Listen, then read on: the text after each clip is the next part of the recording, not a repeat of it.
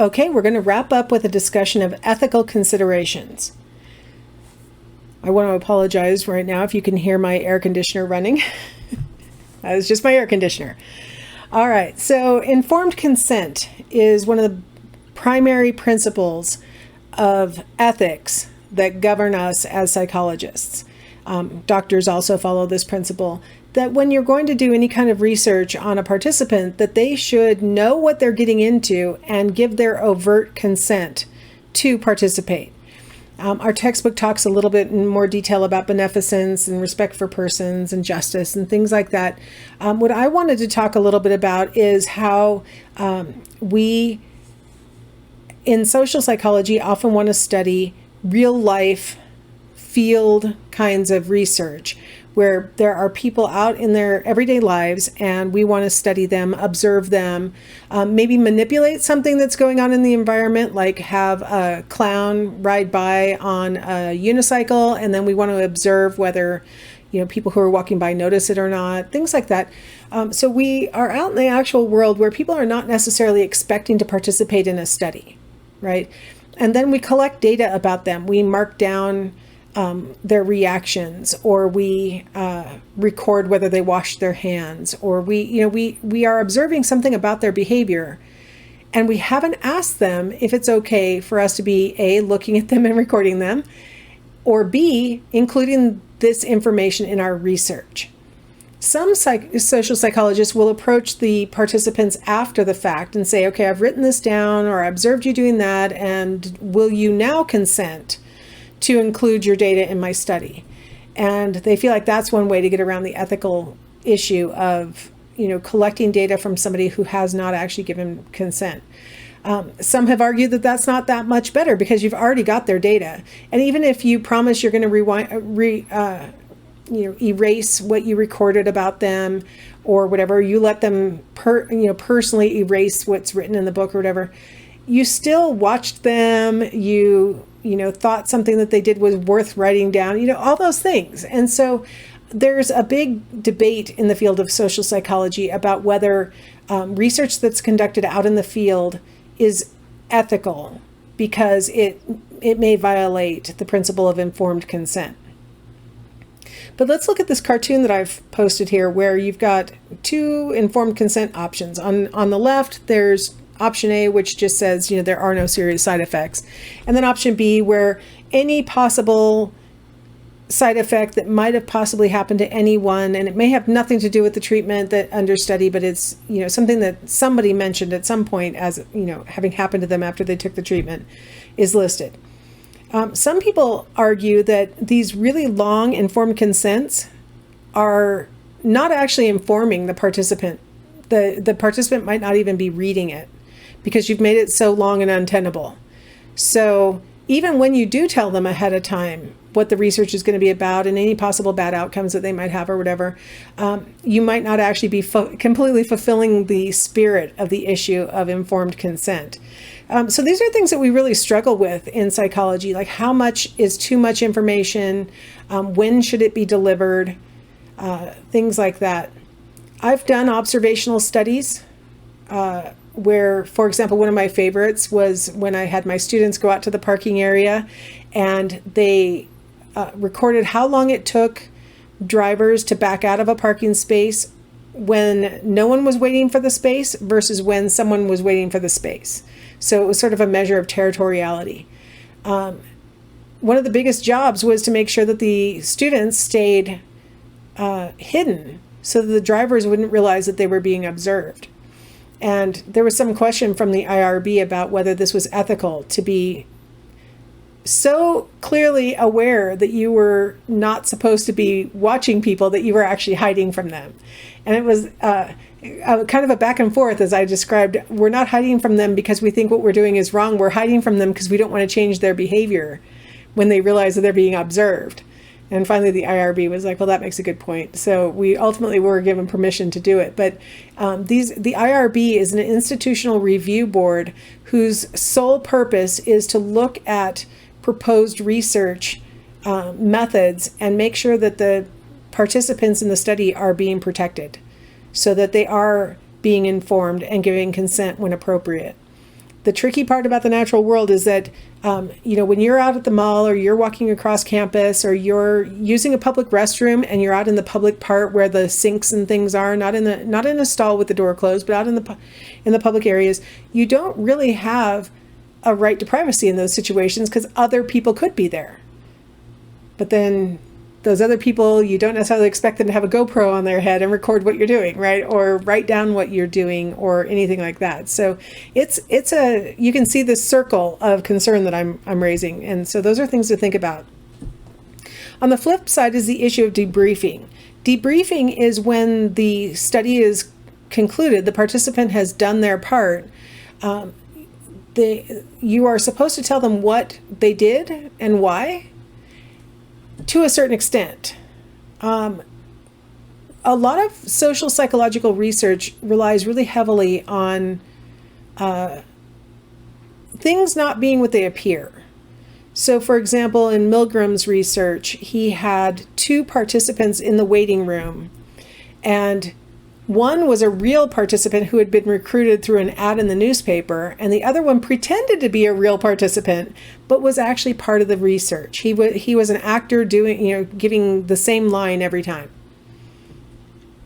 So if we were to fully debrief each participant and say, okay, that guy's a Confederate and he was just pretending to be a participant, and this is what was really going on, and this is what we were doing, that information might get out. And on college campuses in particular, you can imagine how quickly information can get around, right?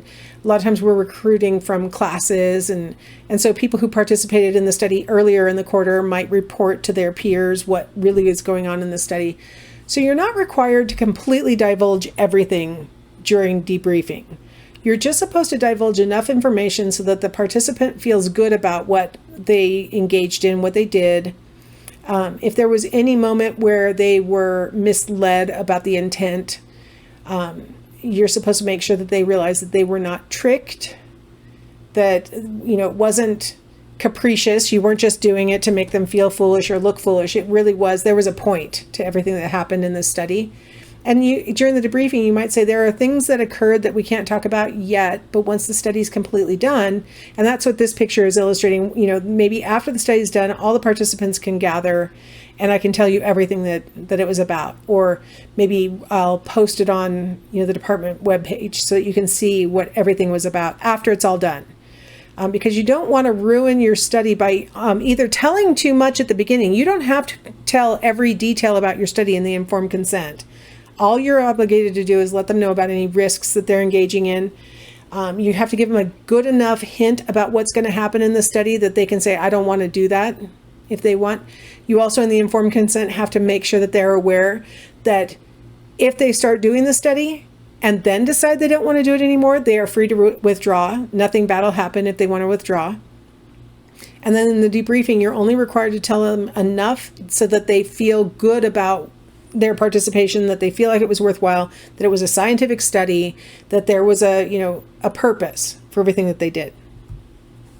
And then ultimately, overall, we want to make sure that we're maintaining our participants' mental and physical safety, right? I mean, here we have crash test dummies who nobody's too concerned about their physical risk, right?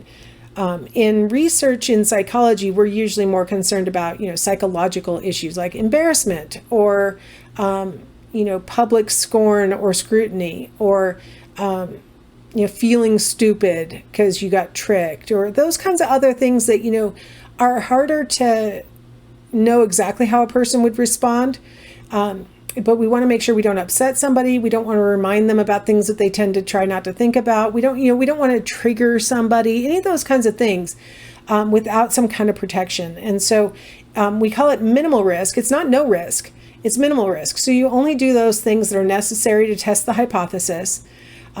If you have to expose somebody to something that they might feel uncomfortable about later, you provide them with resources to make sure that they can work through those issues.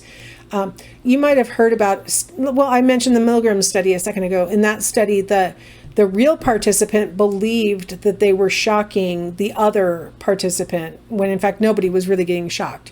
But the real participant thought that they were, like it was realistic for them. And so Milgram offered follow-ups and support for people who participated in the study, because they might be upset to realize that they had seemingly shocked an innocent person till they were in pain or until they stopped responding in some cases. And so, they have to work through the fact that they engaged in behaviors that they probably wouldn't have thought they would have engaged in, right? And so we want to make sure that we leave our participants better than they were when we found them. And so I had a colleague in grad school who was studying the effect of emotions on memory. And so one of the experiments required the participants to get induced into they called it a depressed mood, but it wasn't like a major depression, right? It was just sort of feeling blue. And so when the experiment was over, they would induce them into an ecstatic mood. They called it. It was just sort of a happy mood. But they most of them left the experiment feeling better than they felt when they got there. And that's kind of what you want to do. You don't want to harm your participants. You want them to benefit from having participated in your research. Now, there have been some changes over the time that people have been studying humans and stuff.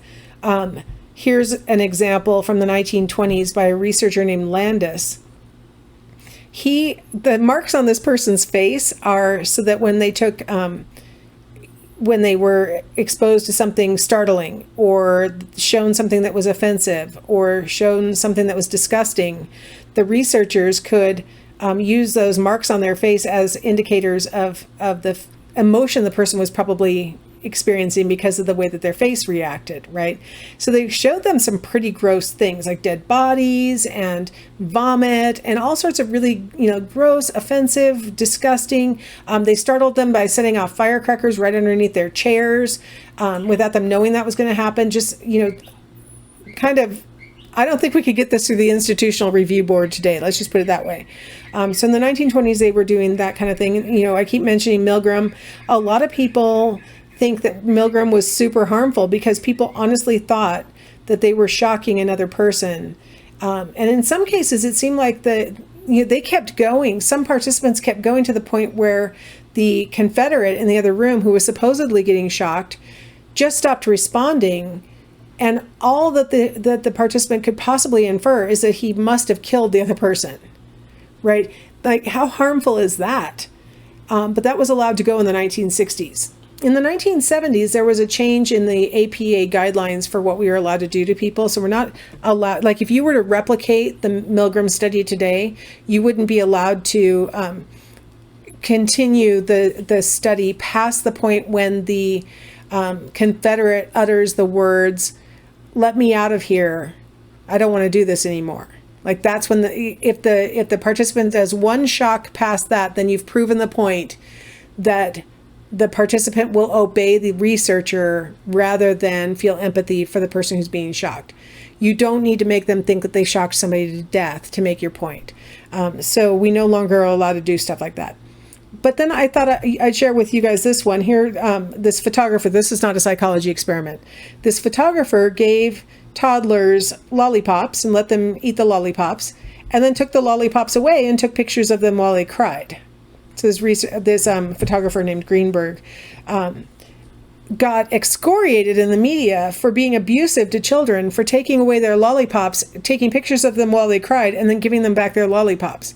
So our mores have changed quite a bit over the past, 100 years regarding, what a person can handle, what is considered abusive or harmful, and things like that. And so over time, we're probably going to have fewer and fewer of the Milgram style research.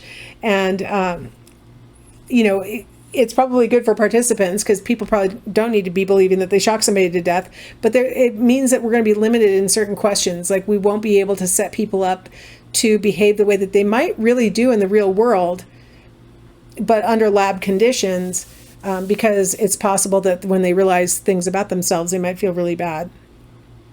So these are the ethical considerations that I really just wanted to emphasize and make you think about as we're going through this quarter. There are other ethical considerations. Hopefully you guys will all at some point take like scientific principles and or research methods class and get into more detail on these issues. But I just wanted to make sure that you're aware, that we're aware, that some of the things that have been done in social psychology are kind of, taking a tightrope walk between ethical and unethical behaviors. So, all right. So the next time I'll talk to you guys will be in chapter 2.